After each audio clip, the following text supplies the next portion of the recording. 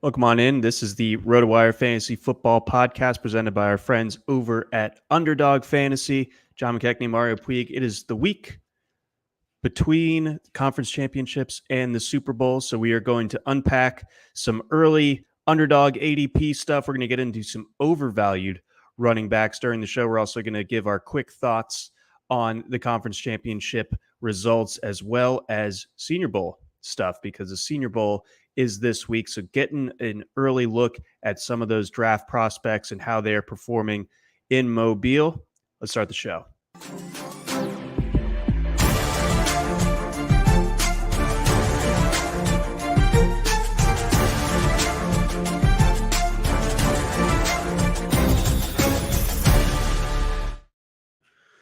Welcome on in. This is the RotoWire Fantasy Football Podcast sponsored by Underdog Fantasy. John McKechnie, Mario Puig, hanging out with you on this Thursday. Mario, let's get into what happened this past weekend.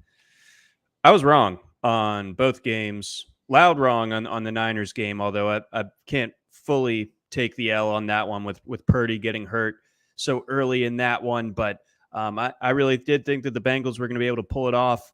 It was close. They had a chance, of course, but Mahomes proved to be inevitable and got the win, delivered the Chiefs to their third Super Bowl appearance with him as the quarterback. So your kind of overarching takeaways from last weekend and you know, your early thoughts as to how next week's game might play out.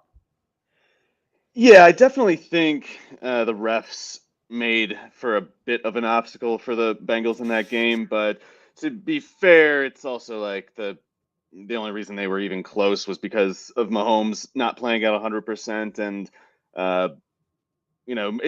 if they had won, if the Bengals had won, it wouldn't have been because they won the game so much. They weren't playing particularly well on either side of the ball. The defensive side was where it was surprising. I can't tell if Andy Reid kind of just got the better of Lou Anarumo in that one after the contrary being the case in at least the prior two games between them.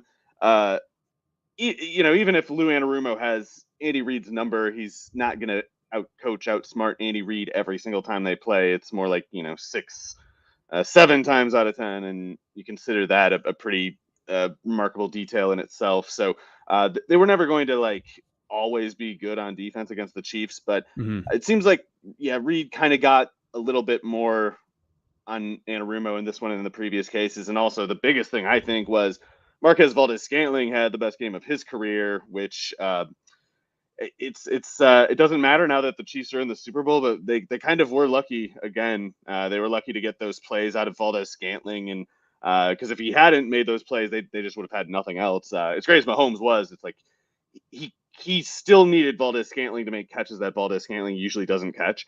And if he hadn't made those catches, it's a lot could have been different about the game. So, one of Valdes-Scantling against Mike Hilton, and it wasn't Hilton's fault. This is actually the main way Anarumo was getting worked, I would say.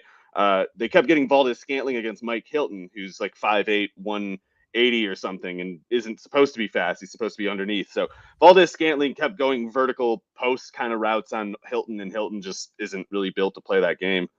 And there is the one instance, of course, on the MVS touchdown where MVS basically had to do self-defense to catch that ball because it was such a seed coming in from Mahomes.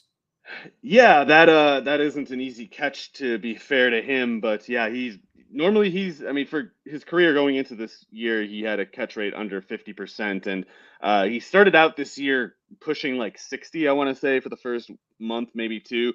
And then he was hitting a really long cold stretch going into the playoffs here where he was starting to fall steadily back toward that 50-point line.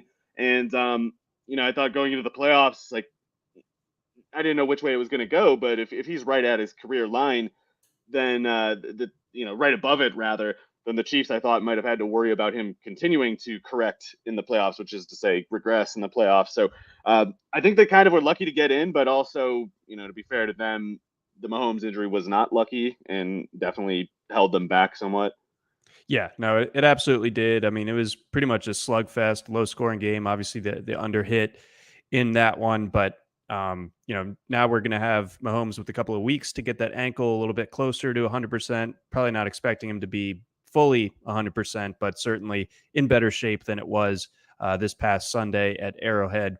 And then as far as the NFC goes, I think I'm done doubting the Eagles. I know that, obviously the Niners were playing with one arm tied behind their back, or one arm just simply not working in Purdy's case. And, Josh Johnson getting knocked out of that game, just a brutal sequence of events for San Francisco. So offensively, they weren't going to be able to do anything. And, all the short possessions kind of, one hand washes the other. It's going to make it tougher on this Niners defense and everything. But even still, I felt like this Eagles offensive line is just so incredibly impressive. There are just so many weapons all over the field for the Eagles. I do kind of feel like if Shanahan challenges that fourth down catch to Devontae Smith on that first drive, maybe that game ends up going a little bit differently. But point stands. The Eagles punched their ticket in pretty emphatic fashion over to the Super Bowl. So your thoughts from that game?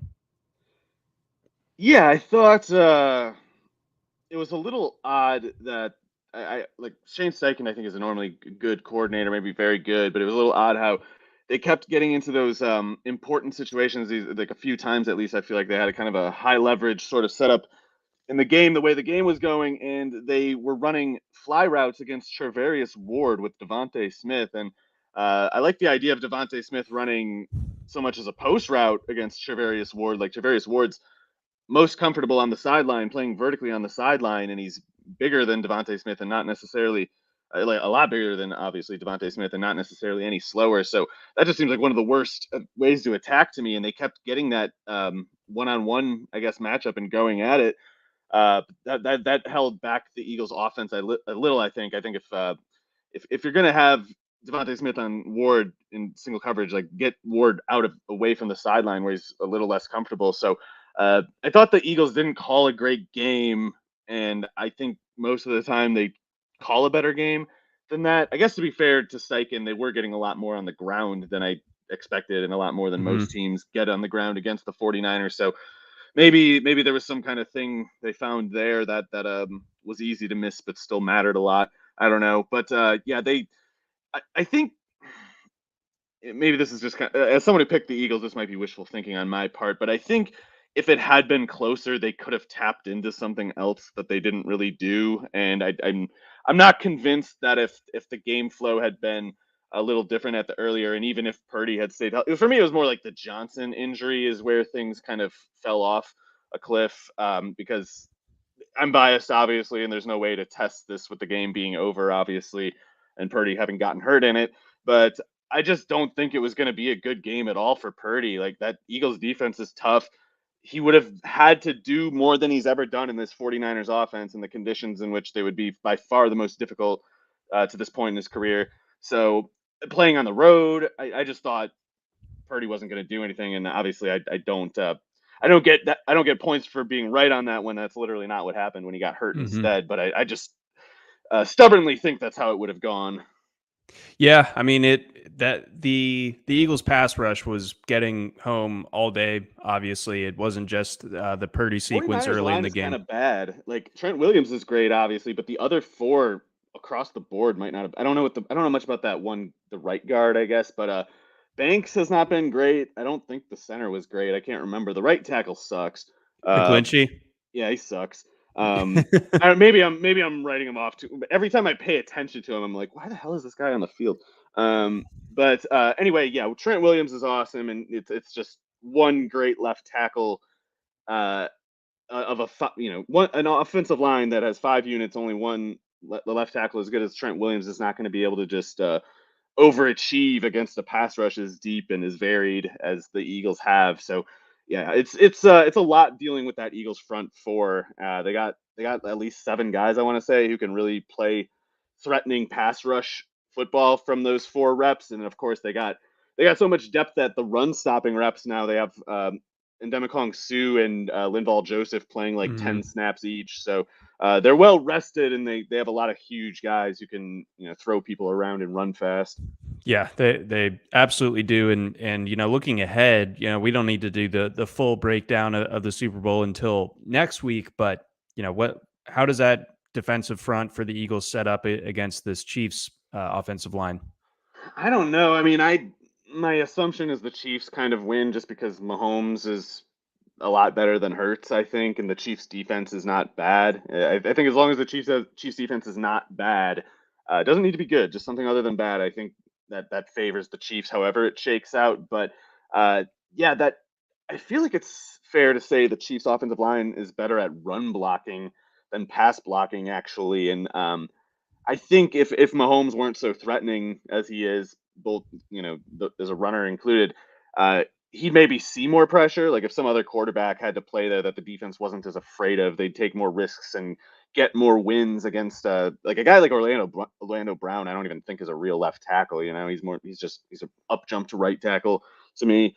And yeah, he's not a guy who can play that way out in space on an island kind of football. Like it's just not good for him. So there's ways I think the Chiefs can give up pressure if they, I don't know, especially if they put Mahomes in too many like long distance throws. Obviously, they have to put that play on Mahomes. It's not that I mean like they got to avoid getting stuffed in the backfield on a 2nd and 7. They got to avoid stuff like that because that kind of situation might be the point where it gets difficult as the Chiefs to hide the more run blocking tendencies of some of its personnel, especially Brown. I would say. I guess the right, is it Wiley who's the right tackle? Uh, I can't even Not remember. sure off the top of I my know head. Wiley's out there, but yeah, he seems to struggle a little bit. So those two guys. It's not just that the Eagles don't even really have a star guy, but they have such a swarm of 8 out of 10 kind of guys that uh, they'll find some way to test it if the Chiefs leave it hanging out there. Yeah, that's a good point as far as how this Chiefs offensive line is built, and a lot of the times they don't have to pay for it because Mahomes is able to extend plays with his Right. legs and run outside the pocket and all that. So yeah, okay, that's I'll be keeping an eye for. Could it be Trace Smith out Oh, there? he's solid though. I think he's like a right guard or left guard. But yeah, he's never the one that I really see screwing up. It's usually like Wiley or I don't know. Brown just still. I know it didn't matter. His combine was the worst ever, but like Yeah, he still shouldn't be 1-on-1 with like really good athletic rushers. Like it's just he started looking good in the first place because he was playing for Baltimore. Where hmm his run blocking helped soften up the defense and make him look basically better than he actually is as a pass blocker. And now with the Chiefs, the fact that he's a mediocre pass blocker doesn't matter that much because Mahomes just like every failure in the Chiefs offense, he fixes it before anyone realizes it's a problem.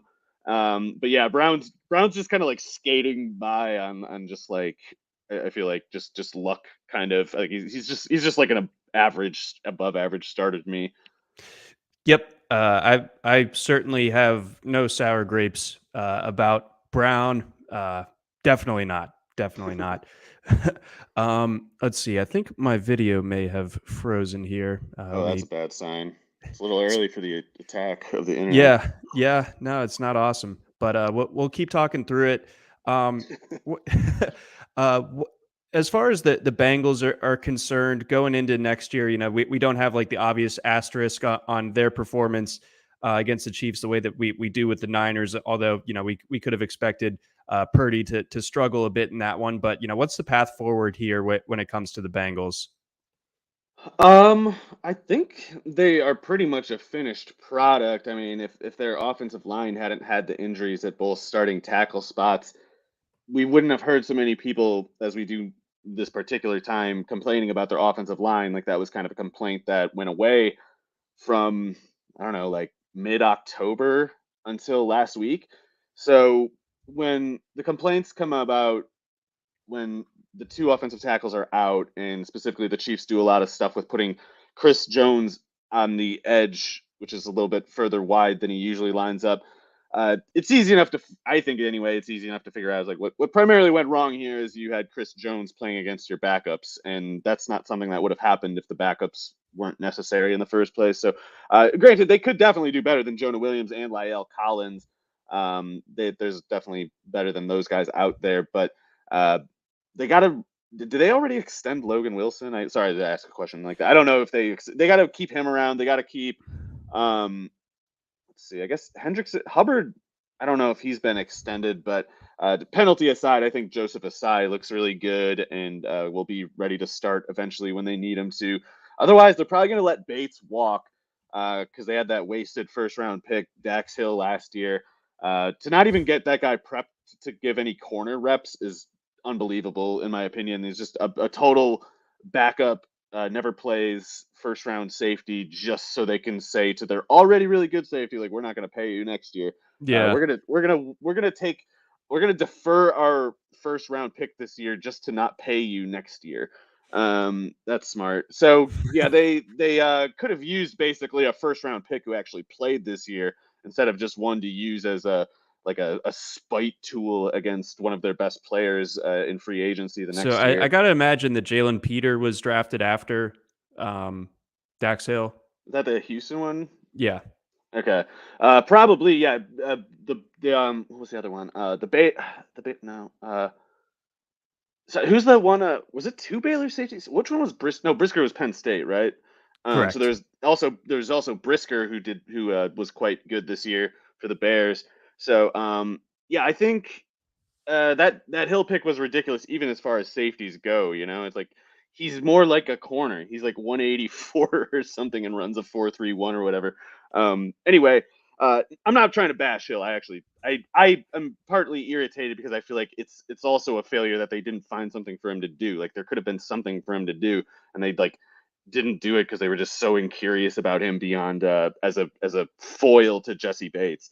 So anyway, I really think they could have used like a more meaningful contributor in the first round. There must have been some offensive lineman, I guess, like some decent offensive tackle who was going around that range, and they took a safety who gave them like 10 snaps all year instead. So that was something that really hurt them this year, I think. And yeah, they're gonna whatever Hill is. If Hill is pretty good at safety next year, that's great, but he's not likely to be as good as Bates. So Bell's getting a little up there in age. I guess they got to worry about their secondary a little bit, maybe. Not corner, I guess. Not especially not outside corner. I thought Cam Taylor Britt did pretty good. Yes. Yeah, I like the looks of Taylor Britt. I think that he's going to end up being, a nice piece in that secondary for years to come. The Bengals are in pretty good shape here cap wise. I believe they're sixth in projected cap space going into the offseason. They're going to need to extend Higgins soon. Right. So that there's some big contracts still to be paid for them, and we ran through some of the more depth guys, but the big ones on the table will of course ultimately be Burrow and Jamar Chase and so on. So we'll see how they're able to navigate that. Maybe use some savings for next year when they have to pay up, or I suppose they could extend Burrow this coming off season. Before we get on over to our next topic, we got a message from our friends over at Blue Wire. And we also have a message from our friends over at Underdog. The 2022 NFL season may be coming to a close, but you can already draft for 2023 on Underdog Fantasy, the easiest place to play fantasy football. Right now, you can draft in Underdog's way too early best ball formats in drafts against your friends and fellow RotoWire listeners. All you have to do is join a draft room in their lobby, draft a team, and that's it. In best ball, there's no waivers, no trades, and you get the best scores in your starting lineup each week of the season. And whoever has the highest scores at the end of the season win some cold, hard cash. Just head to UnderdogFantasy.com, the App Store, or the Google Play Store. Sign up with the promo code RWNFL. And not only will you get your first deposit doubled up to $100, we will also hook you up with a 6-month RotoWire subscription to everything RotoWire has to offer for free. That's Underdog Fantasy, promo code RWNFL. And on that note, Mario, let's go ahead and take a look at some of those way too early best ball drafts. So we already have ADP getting started here as drafts are starting to commence. We got some data here. You can also check out the Underdog ADP over on rotowire.com/football. Go to the cheat sheets, That is Underdog Best helpful, Ball. by the way. I had trouble finding that before, so it's good to have that now. Yes, that's huge. And we have some of Underdog's data as it stands, as it's coming in. You go ahead and sort by ADP, and bada bing, bada boom, you're there. So let's take a look at some of the running backs who might be a little bit overvalued going into next year, at least right now. I wanted to start things off with Kenneth Walker. Do you feel like he is maybe coming in a little bit too high? We're talking about a top 20 pick for him. His ADP right now, 19.6 over on Underdog. Are you buying or selling that? So, for what it's worth, that appears to be him going after Josh Jacobs, but before Dalvin Cook, Alvin Kamara, DeAndre Swift. So, I definitely like him. I don't know. I don't want to count out Cook or Kamara, especially, but I do think there's a bit of a drop off there to 12.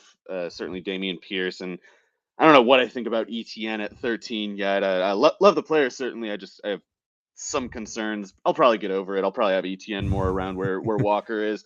So yeah, I think I have no problem with Walker. I don't want to lock myself into him being like a primary target there, but the player is good. I know we're probably going to see uh, some doubt around him. The one thing to keep in mind, I guess, is they might re-sign Rashad Penny. I guess I should think about that. I don't think they're going to sign anyone other than Rashad Penny among notable free agents, but they might re-sign him because he's probably going to be cheap, and he might take less money yet than other teams just for kind of like the convenience of not having to move, Yeah, basically, and that sticking that with would the. be a big driving factor for me. Yeah, if Penny's back, I actually would have to be totally against Walker at that price. Like, I know team politics at this point might dictate that Penny not get a real starting shot. I'm not saying Penny just takes the starting job, but A, he could, and B, if they do open it up to any sort of actual competition, then Walker is in a lot of trouble. Not for his personal career. He's going to have a great career either way, but as a second round type pick in fantasy. Um, Penny can't be there for Walker because there's still a lot of evidence that Penny is the more effective player, just the less durable of the two. Right. So yeah, durability. So free agency could really kind of steer the Walker ADP one way or the other, and yeah, at this stage, like if the going rate right now is a mid to late second round selection on him, I feel like that you're just kind of giving yourself almost no room for profit. That's Uh, true because so his that price isn't going to go up if Penny doesn't resign. Yeah, exactly. So it's yeah, he's a tricky one. And then you mentioned that Jacobs is the running back going ahead of him. Do you think that sounds about right as far as his ADP is concerned? A mid to late second round type of guy coming off the year that he is. I bet we'll see that get higher. I bet he's going to start going sooner than that. Don't know how high I expect, but uh, a few of these running backs, I think are going to creep up a little bit, like him included, Jonathan Taylor and Barkley maybe included. Like right now, they're behind. It appears, yeah, Austin Eckler. So and more specifically, like by a bit, like looks like so. For instance, like Taylor's going 6 spots later than Eckler, as is Barkley. So I think those two running backs go up, and then they're probably going to not pull Jacobs up too. Like I think Jacobs would go a little sooner either way, but uh, I don't know what to make of Jacobs because it would seem simple enough to say like the the Raiders are going to franchise him, and maybe he wants to leave, but maybe he won't be able to.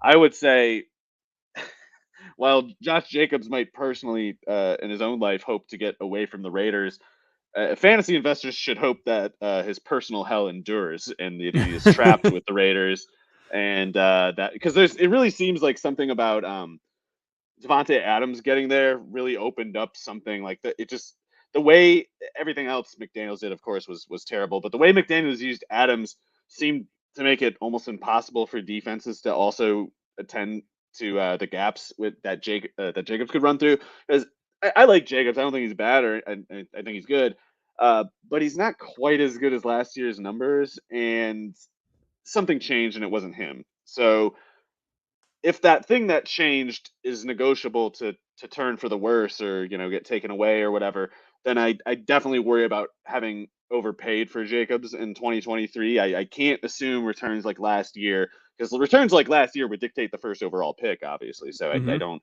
I'm obviously his current ADP doesn't quite put that much pressure on him, but I need to be prepared for the possibility that he's more like the player he was before this year, which is a totally solid running back too.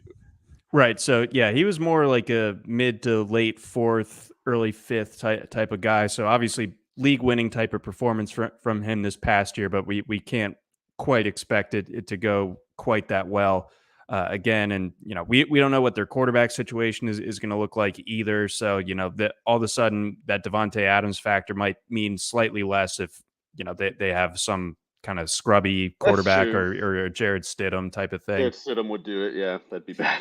Yeah, everyone will point to that one game and like soy face it, but They I'm said willing he couldn't to do bet it. They against. said he couldn't throw. They said he couldn't turn it over 3 times in a game. And you know what? I'm willing to double down on that one. Your thoughts on Brees Hall checking in right at that 2-3 turn? He tore his ACL, obviously, in week 7. So that's later on in the season than say J.K. Dobbins did a year ago when he tore it in that final preseason game. And Dobbins didn't really start to look like himself until the later half of the season, and obviously wasn't even active for those first few weeks of the year. So is that a little bit too much optimism right now on Hall?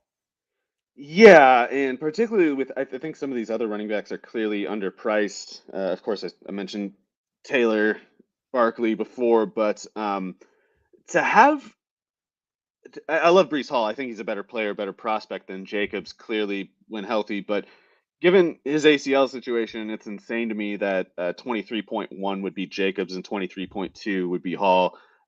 Chubb 25.8, ETN 28.7. I don't think you should be taking Hall ahead of any of those guys, and I probably could find more names yet, but it probably would be a pretty inclusive list. Yeah. Again, it's just that the names going around him. Like I think that again, you're just kind of not really factoring the risk if you're spending a late second round pick on Brees Hall when there's a chance that he opens the season on PUP. That there's promising reports thus far, but it's always promising. Early on in a player's recovery when there's no risk to saying like, oh, he's ahead of schedule. It's like, well, it's not going to matter until training camp And a anyway. few of those guys, I don't know if he's ahead of them when fully healthy, and they don't have ACL tears. So See, so that there we have it as far as Hall goes. So a little bit skeptical on him.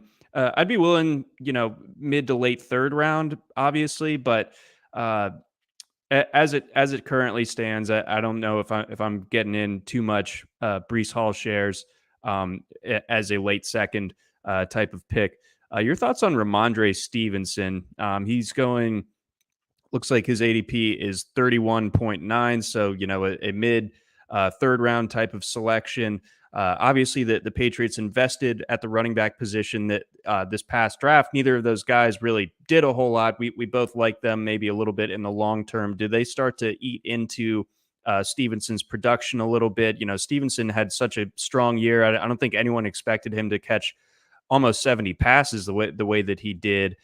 So does that tide come back in a little bit when it comes to Stevenson as far as the passing game production? Stevenson's a tough one for me. I think it was very recently the case that people were way too high on him. Not so much for ADP reasons. Like I thought, with his usage, getting whatever 20 carries and 5 catches a game, like obviously that's a first round workload.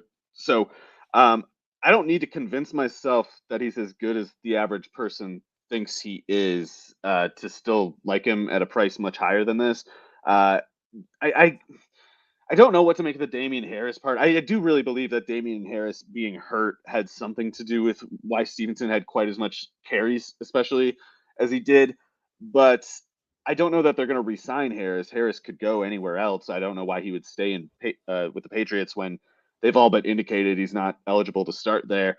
He Hmm. can probably start in the NFL. He already did and had 15 touchdowns and like 200 carries for the Patriots. So he's overqualified to be somebody's just third down carry specialist, like rotational carry specialist. So if Harris leaves, uh, if Damian Harris leaves, I don't think Kevin Harris is going to take a workload similar to what Damian Harris did, not for a couple years anyway, or not until 2024. Anyway, I do think Kevin Harris is a real deal and will be able to step up to be the backup, but I just don't think he's like even if he gets to be as good as Damian Harris someday, I don't think it'll be like at least a year. I think so. Pierre Strong, he's just a rotational guy probably. So I think Stevenson could settle in as a guy who gets like 20 carries and 3 to 4 catch. I think the catch count comes down. By the way, I think the target count comes down. The target rate, maybe I should say instead. Uh, that was a dysfunctional offense. Like a lot of those Right. targets that he was getting were just because the Patriots couldn't throw the ball. And if you pay attention in the last like month or 6 weeks or whatever it was, Stevenson's returns as a pass catcher completely disappeared. Like defenses started sitting on his routes, and he got nothing. So Mhm. he's not anywhere. People might look at his stats as a pass catcher and be like, "Wow, only like 5 guys ever caught this many passes at running backs." Like, well, probably like 80 could have if they played in this offense. Yeah, and the Patriots, for you tell that to them, and they're probably going to be like, well, we don't really want a repeat of that. Yeah, over his final 6 games, 3.3 yards per reception in that span. What you really want to find an ugly number, it's the catch rate multiplied by the yards per target in that stretch. Because I feel like he was doing like 1 yard a target kind of stuff. Yep, 30 targets, 62 receiving yards over those final 6 games, and catching also 19 of those 30, which is Oh, not enough, that's bad. not That's enough bad. That's for a like running back. that's negative WAR for sure. See, exactly. So currently, I think there's reasons to be skeptical of Stevenson at his current ADP as well. And yeah, again, Well, that offense I was just broken. I'm only Go on. skeptical if he's going like in the top 12 or something like that. I think Stevenson can largely be what people wanted like Najee Harris to be, like a guy who just gets tons of catches and carries even if he's not explosive. Okay. All right. So, all right, that definitely checks out. Um, yeah, again, But ADP you'll see these 31.9. hype. Sorry, I keep interrupting. Actually, you'll see these like these Twitter people like posting like hype clips to get retweeted. And Ramondre Stevenson is such a freaking beast. Look at this. It's like he's not that good. He's plenty good, but his main utility is the volume that he can withstand as a 230-pound back who's a really good pass catcher. He's not explosive. That career yards per carry is going to settle in that 4.0 kind of range. And that's fine, but it's a volume driven sort of production. He's not some kind of play. He's not like a game breaker. He's more just like a good running back. There we go. There we have it. So bear all of that in mind for your Underdog best ball drafts. And again, sign up over at Underdog using that promo code RWNFL. Get that first deposit doubled up to $100. Get your 6-month subscription to RotoWire and profit.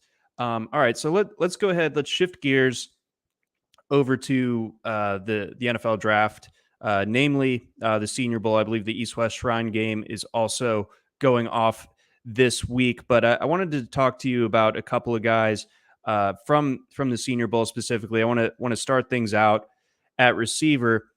And I hate to throw cold water on this player because he was so good in college, but it's hard to see it really working out in the NFL. And I'm talking about Nathaniel Dell, also known as Tank Dell to friends.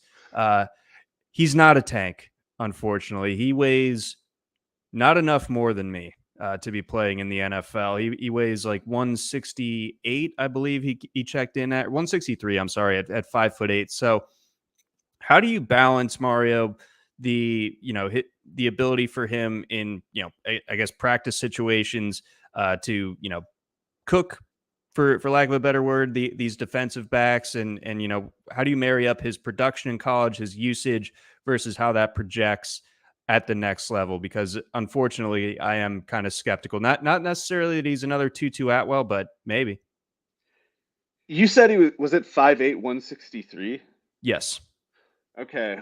And is this one of those guys who has a rumored 40, 100 meter time?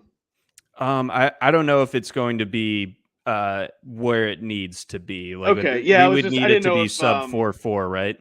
I didn't know if oh yeah, easily. I didn't know if some of the legend with Dell was like, they say he runs a 4.25 or whatever, because that would give me some pause. I'd have to think a little bit longer that way. But yeah, 5'8", 163 is trouble. It's even different from like 5'10" or 5'11", 163. And it's normally I'd say density is good, but it becomes a red flag when a receiver gets closer to 5'8", and then when he's also 163. It's like, if you're going to be 5'8", at least be like Olamide Zacchaeus, who I wrote an entire article about this week. He's 5'8", 188. He's 25 pounds heavier, and he's a little guy. He's short, and he still finds 25. He finds room for 25 more pounds than Dell. So if Dell is running like a 4.35 at that weight, it's not actually better than the 4.49 Zacchaeus can run at 25 pounds heavier at the same height. So yeah, it's you're gonna see people call Dell correctly fast and quick and things like that, but it's not as useful as being fast and quick on a much more dense frame. His frame is so short, so light, so slight, that you worry about the skills, the speed materializing on the field. Like, there is a such thing as too small, and particularly because at 5'8", he's going to have to. You can be either Tyreek Hill fast, or you can work mostly underneath and almost always in the slot. So 163 is also a good 17 pounds south of Tyreek Hill. So Tyreek Hill, yeah, he's great at going over the middle. He's great whatever depth. Dell might have to only work underneath and in the middle and stuff like that. And being 163 is going to get him clobbered doing that kind of work, almost no matter how fast he is. So I'd be interested in almost seeing if he could add weight and see how fast he is at that point, and if he can rebrand as kind of like more yards after the catch or role player kind of guy. Maybe it could work, but I bet you're going to see some hype for him as something like a top like 50 pick or something like that. And I definitely reject that. And I will say, though, it is possible that his speed is a little more legit than Atwell. Atwell was like, he ran like a 4.43 or something at a pro day, and he was like 165. So if Dell can run more like a 4.35 at 163, then that would be different from Atwell. But the trade-off is Dell's much older than Atwell was when Atwell had his otherwise good Louisville production. Yeah, he is a good bit older, and Dell, amazing player in college, almost 30 touchdowns over the last 2 seasons in a 27 game sample, 1,300 yards in each of those 2 seasons. Took on a massive amount of volume in those spans. We're looking at like almost 300 targets over the last 2 seasons, and 9 yards per attempt, or per target. So like the production metric in his profile is great. It's just you worry about the projectability And and he's the so overall old, tools. John. Like, He's like 23. he's going to be 24 this year sometime, which is to say, like, if you look back through his years, it's not like he's a bad player or anything, but when a player goes from good to great at an age that most prospects are joining NFL training camps, then that's a bit of a concern, because like, are they actually getting better, or are they just getting much older than the players that they're playing against? Yeah, that's a fair point, especially when you're playing against American Athletic Conference type of competition. Someone who might be a little bit less on the radar. I don't know how much you've dug into your Ivy League part of your prospect studying yet, but this guy has been making some noise this week as well. So I wanted to get your take here. Andre, I hope I'm not butchering this, Iosivas, out of Hawaii, played at Princeton, first team All Ivy League, 66 catches, 943 yards, 7 touchdowns this past year. Checks in at 6'3", 212, rumored to run in the 4.3s. Well, that would be really good athletic testing. I don't know anything about him, though. I haven't watched Princeton, but I'm trying to think, like 6'3", 212, running in the 4.3s. It sounds a little bit kind of like Miles Austin coming out of Monmouth or whatever it was, like 15 years ago or something, and he went undrafted. It sounds like this guy might get drafted, but Miles Austin was one of those size speed guys, and it's they're always a long shot when they come from a school like that. But as long as they produce there, and as long as they have standout NFL athletic metrics, then they, if they have tools like that, then the skills that they have will play on the field. Like it goes wrong for a lot of prospects when they know how to play football really well, but they're not big enough or fast enough for it to matter when they make the jump in the level. So sounds like this guy has the tools at least. Like if he fails in the NFL, it'll be because he didn't have actual football ability. Yeah. Okay. All right. So he's officially on my kind of watch list, I guess, Yeah, it's when it interesting. comes to the combine. Yeah, I didn't hear about him before, but it's worth keeping an eye on for sure. Yeah. So keep an eye out for him. Apparently, a couple of the Stanford guys have looked good. Michael Wilson in particular, and Elijah Higgins is a big guy, but I think he might almost be too big to play receiver. So you start to question where the long speed comes in for someone like him. Have you looked at Grant Dubose at all out of UNC Charlotte? I think I know like a neurotic amount of stuff about these current Charlotte receivers because I've actually been monitoring Victor You're a Tucker Victor for a few Tucker years guy, now. yeah. Yeah, well, not at this point. So I mean, not to cross him off or anything, but there's a real possibility that Charlotte just very quietly has three NFL caliber receivers and no one cares because they play at Charlotte. Hmm. But yeah, Dubose kind of pushed aside Victor Tucker, who's their elder statesman by now. Hmm. Dubose is quite a bit bigger than Tucker. Like Tucker was like 5'10", 180 or something. So Dubose at 6'2", 204 has a credible outside receiver build. So his production is fine. Even so, Dubose pushed aside Victor Tucker, and then they got that new one who kind of pushed aside Dubose this year. It is as long as that third one is good, then it is possible that all three of them are pretty good, and it's just the Charlotte version of Ohio State or whatever. Yeah, I don't know much about Dubose to be honest, but his production seems solid. I'll be interested to see what his testing numbers look like. Yeah, I always felt like he looked like a legit NFL talent coming into this year, and I don't think he really did anything to dissuade that. The yards per target dropped off by a yard and a half this year, but I think also Charlotte had a lot of struggles as far as their quarterback situation went, particularly early in the season. Chris Reynolds getting injured, them having to rotate in like James Foster, Xavier Williams at quarterback. Like that's just not going to really goose up an NFL receiving prospect's numbers, but he's still able to catch 9 touchdowns on 113 targets this past year, still catch 60 over 60 passes for the second year in a row. So at the very least, looking at him as probably not a day 2 guy, but like an early day 3, like round 4, round 5, someone that could have eventually, work his way into a rotation. Yeah. Let's see. What were the John? Were there any other Senior Bowl guys that you wanted to get to, or because not to backtrack too much, but I thought there were a few guys from that other bowl game that were pretty interesting too. I can't tell how much time we have left. Sorry. Oh yeah, we do have some time here, so I guess After Dubose, like I can't remember who. Oh, I was thinking of the East West game again. Um, who are the? I can't really remember any other Senior Bowl guys. I'm not that drawn in by the Stanford ones, but I also need to see the workout numbers, especially for Higgins. The other one I don't think is likely to really trip my radar all that much, but he's definitely not. I got to keep an eye on him, kind of thing, because guys like him sometimes pop up in the NFL anyway. and who is that? I can't remember the non-Higgins Stanford receiver. It was Michael Davis, Wilson. Michael Wilson, yeah. Wilson, I'm not trying to cross him off, but Higgins is more interesting. But it's only like, you know, Jamon Osborne was once interesting for his build, but if Higgins runs like a 4.77, then I'm gonna be like, oh well, never mind.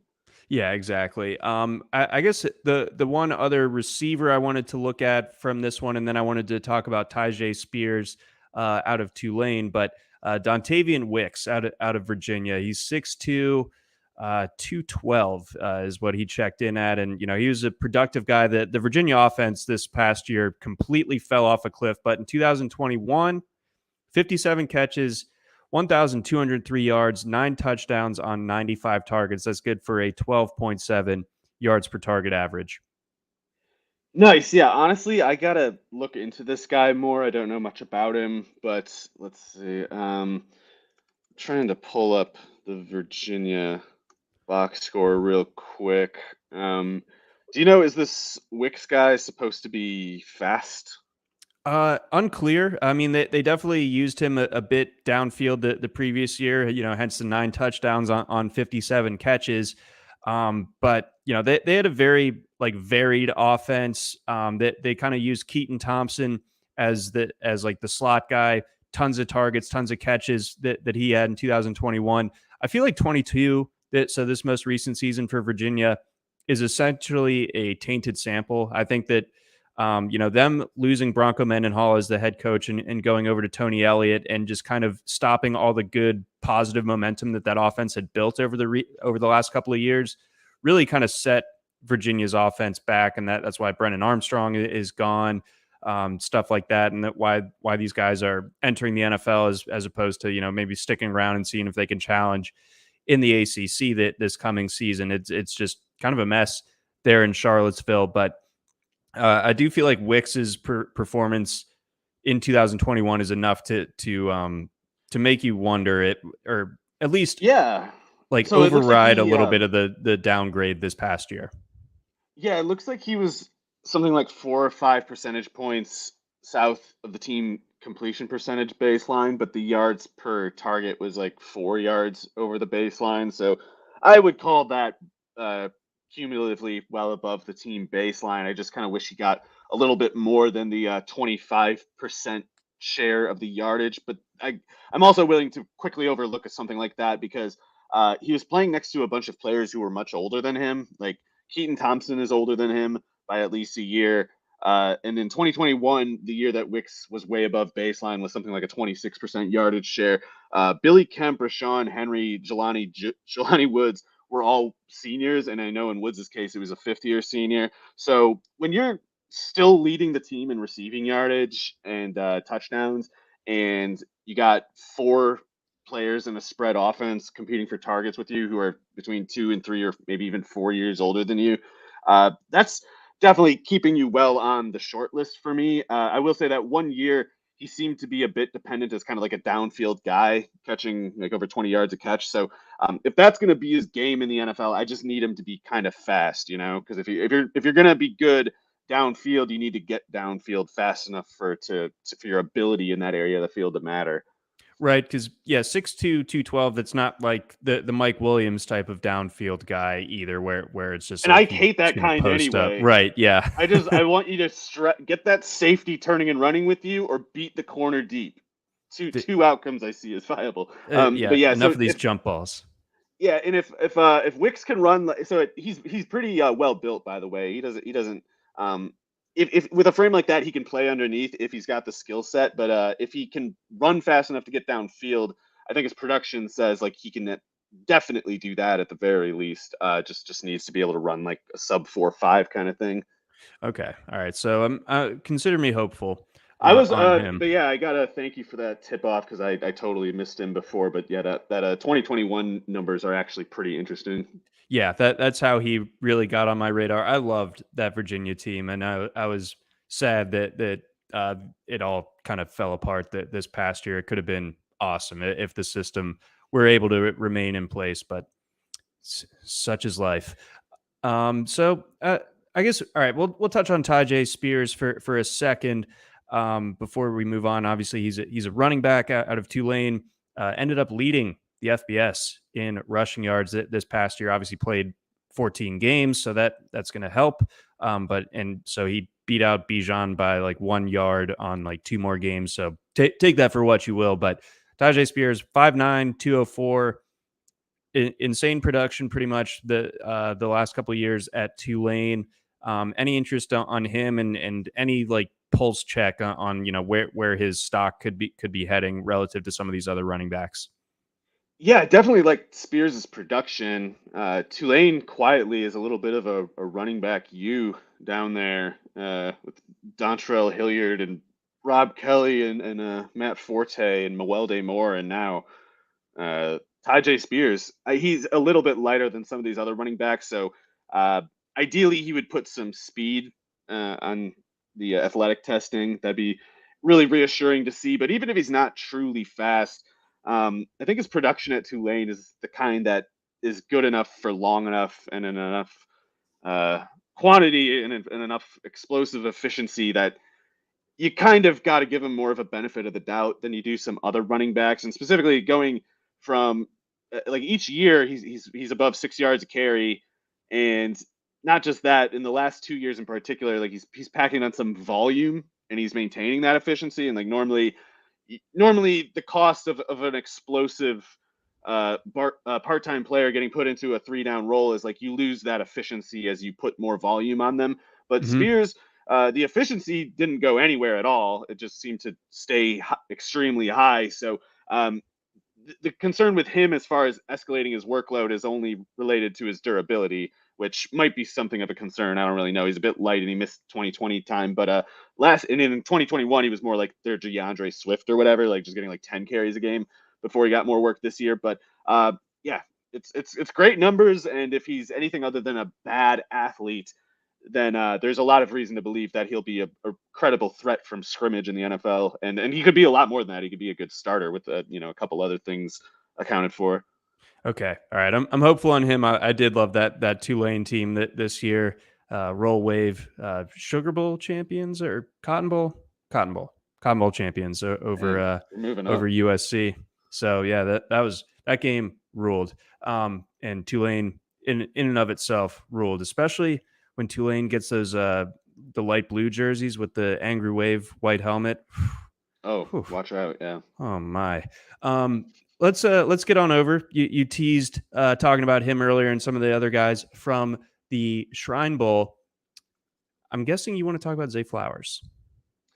A little bit. I was thinking there were a couple other guys worth. You hit me with the hezzy. Okay. Well, Zay Flowers is interesting, and the news with him is he checked in at 5'9", 182, which if you're 5'9", you're probably headed to the slot unless you're quite fast, which maybe Flowers is, but being 5'9", 182, while not any sort of death sentence, it does mean like now you do need to run a sub 4.5 just to kind of stay as a viable consideration outside. And even if he is just a slot receiver, there's still a way for him to still be very good in the NFL. It's just, as Amon-Ra St. Brown shows in an extreme outlier case, if you're just a slot receiver, it's fine if you're that good at just being a slot receiver. So it just puts more pressure on Flowers to be that good of a slot receiver and be that fast, particularly if he's south of 5'10". But conventionally, he's been regarded as a day two kind of pick all this time, and I think that's still on the table. He just needs to do a little bit more to make that happen now. But not to skip him exactly, but there's a couple guys I thought were a little bit less brand names that were still pretty interesting. One guy, A.T. Perry, is a pretty conventional projection. I feel like he's an unconventional prospect. He's huge. Yeah, he's very tall. He checked in at 6'3" and 3/8 and 195, which is also skinny. But and it gets a little bit more concerning yet when I mention he's also going to turn 24 this year, like Dell, like the Houston receiver. So I might seem like a hypocrite. Maybe I am a hypocrite, but I might seem like a hypocrite, particularly because I'm saying Perry's got a better shot than Dell, even though they have the exact same production related concerns. Like Perry didn't really take off until he turned 22 or something at Wake Forest. But the problem was he kept getting hurt too. So he in his sophomore year, they started giving him a lot of targets per game, but he got hurt in like the fifth game and missed the rest of the year. So I do penalize Perry for the otherwise great production that he had at Wake Forest the last 2 years. Like 26 touchdowns on his last 152 receptions on 264 targets, basically pushing for like 9.3 yards per target while scoring touchdowns at a rapid rate. And I don't think he can be like a wide receiver one, I don't think he can be like a 100 catch receiver in the NFL. But Perry, when you watch him, seems awfully fast for someone as tall as he is, and he seems awfully coordinated for someone as tall as he is. Like you see him run, you see his frame and his lankiness. Somebody like Marquez Valdes-Scantling will come to mind, but then he'll stop and plant and juke, and you're like, oh, now he doesn't look like Valdes-Scantling. He looks like someone much smaller than himself. So Perry's production is a little bit uneven. Like he's not a high catch rate guy. He needs to make the big plays for it to be worth it. But if he times as fast as he looks, I think we might have like a 6'3", 195, 4.42, something like that, with really good cone drills and stuff like that. That would make him. What would that make him? It would it would make him like poor man's Pickens or something like that. I don't know. Something interesting in the round 4 kind of range to me. And yeah, I just think he's a player who could be a good NFL prospect despite being overaged and being in the East-West Shrine game. The other one who's a little bit more of a long shot yet that I was still intrigued by was that Louisiana Lafayette receiver. I always worry about getting this guy's name right because, particularly after '90s receiver Michael Jackson, I worry about any Michael J name that I'm about to Former say. Ravens great. Yes, exactly. And And so I speaking was worried of, I have to look up this guy's name every time to make sure I don't get the last name wrong. But it's Michael Jefferson. It's not Michael Jefferson, Michael Johnson, Michael Jackson. I might have misremembered him as any of these things. His name is Michael Jefferson, Louisiana Lafayette, and he checked in a little bit skinny. It was like 6'4", 202 or something like that. But he's interesting to me because he was a productive player at Alabama State, it looks like, before he transferred to Louisiana Lafayette. So he's overaged too as a result of being like a 5-year player, but he was productive in his earlier year playing time too. So if you're productive only when you're older, yeah, I'm pretty much going to doubt the player. But if they just didn't get the chance to produce earlier, or if they did produce earlier, I'm willing to look past that. So with Lafayette in 2021, Jefferson was just like a downfield specialist, and he totally murdered. And then in 2022, they made him a 3-down starter and their wide receiver 1. So after 15.5 yards per target in 2021, it dropped to 9.3 in 2022. But that was still pretty good. There's some solid tape of him. So he's one of those guys who, if he just tests as a better than average athlete, he could get as high as like the kind of day, like round 4 or 5 kind of range for me, even though he's kind of a non-entity in the meantime. interesting. That's a deeper cut than I was expecting. And when you were saying Michael J at first out of Louisiana Lafayette, my brain went to Michael Jaquette. Ah, Jaquette. that I don't. sounds like a guy who plays for Lafayette. Yeah, Yeah, does he? I don't even know if he's still in the league. I think he was a defensive back from a couple years ago. sounds But like that's a very Nickelback kind of, not the very yeah, Nickelback kind of name. and Like then, it just sounds like a guy who's 5'8", 175. are you going to watch? This is kind of unrelated to anything tangentially Ravens, I suppose. But you gonna watch that 30 for 30 about the 2000 Ravens defense? I might. I don't know if I'm gonna do it anytime soon, but I might. The problem for me, the reason I wouldn't watch that if I wasn't gonna watch it, is like I just remember it anyway. So yeah, I actually should remember in the future when arguing with Pinkerton employees who are seeking bylines and fantasy football and sports media are talking about how stupid linebackers are. I really do think it's a trump card on pulling out these people for the frauds that they are. Is like, what do you remember about Ray Lewis? Right. What? The war thing that I came up with 10 minutes ago says that he was worth whatever $6 million a year. Like, if you don't know what Ray Lewis did that year, you are not a real football fan, in my opinion. Like, Correct. you just this is one of those necessary histories to avail yourself to consider yourself like a real participant. You're just like a poser otherwise. So yeah, if you don't remember Ray Lewis, and if you're not familiar with what Ray Lewis did in 2000, uh, that's like a necessary condition for saying the idiotic word vomit we get about linebackers today. Like a linebacker can't affect a game. Ray Lewis won a Super Bowl. That Yeah. happened. Ray Lewis won a Super Bowl, not just truly himself, but he was clearly the most important player on that Ravens team.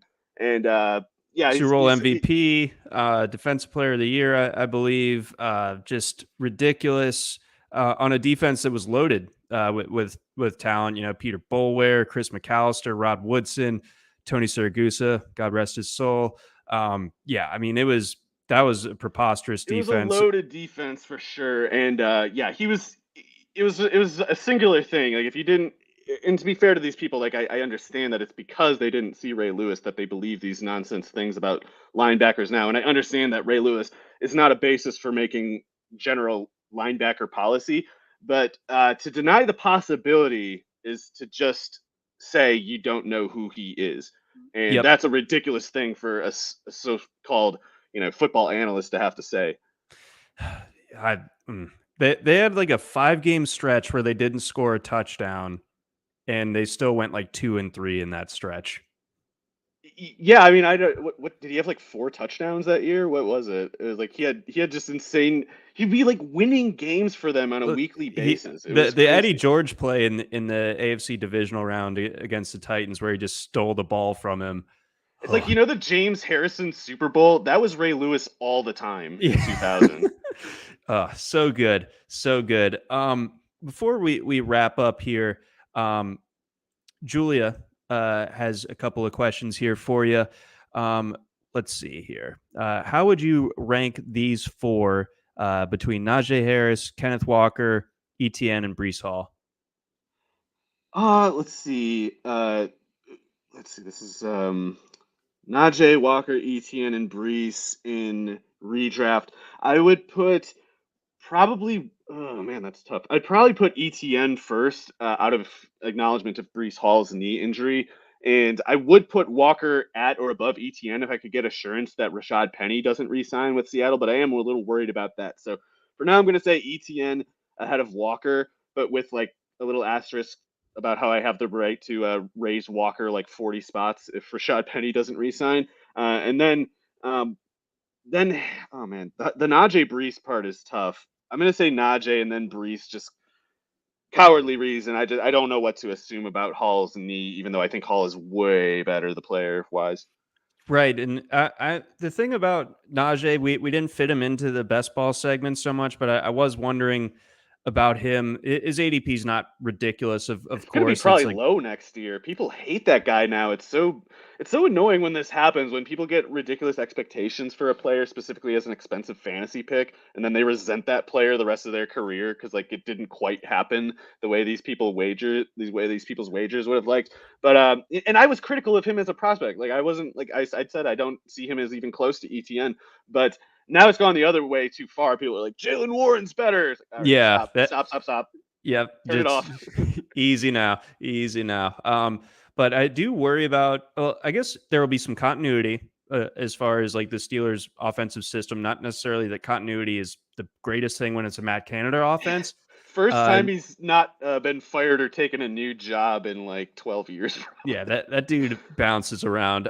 But there's also the element here, and I don't know who the potential cap casualties are, but the Steelers, they have $330,000 in cap space to play around with. So I don't think that they can fix the offensive line this offseason.